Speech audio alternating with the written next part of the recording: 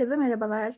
Ramazan serimizin yeni videosunda yine bir takvim oluşturacağız. Bu seferki oruç takip çizelgesi olacak. Özellikle küçük çocuklarda, oruca yeni başlayanlarda kullanılabilecek bir şey bu.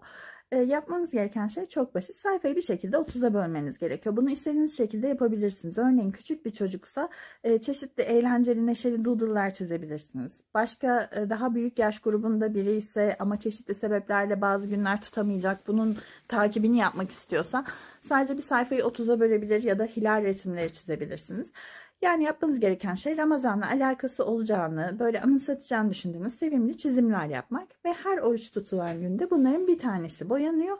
Böylelikle kaç gün oruç tutulmuş, kaç gün tutulamamış takip edilmiş oluyor. Özellikle dediğim gibi çocuklarda Ramazan bitince geriye dönüp bakıp boyamanın fazlalığını görerek hani başarısını fark etmesi açısından çok güzel bir uygulama olmuş oluyor.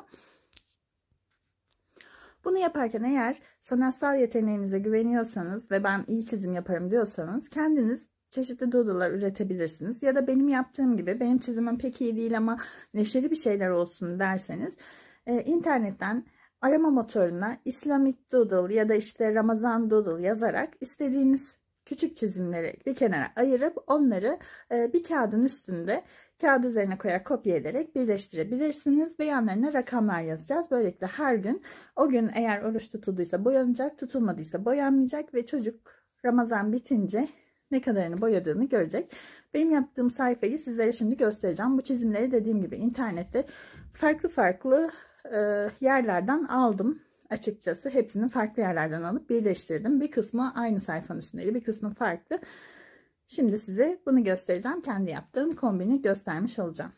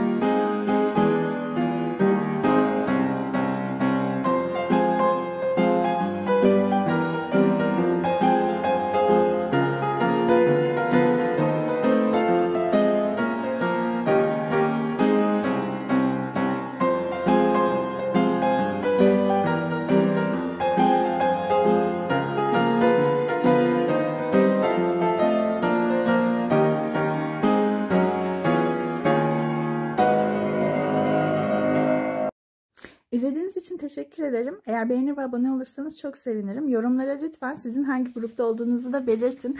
Kendi kendime çizebilirim diyen yetenekliler grubunda mısınız? Benim gibi kopya edenlerden misiniz? Yoksa sadece kağıdı bölerim diyenlerden misiniz? Çok merak ediyorum. Bir sonraki videoda görüşmek üzere. Hoşça kalın.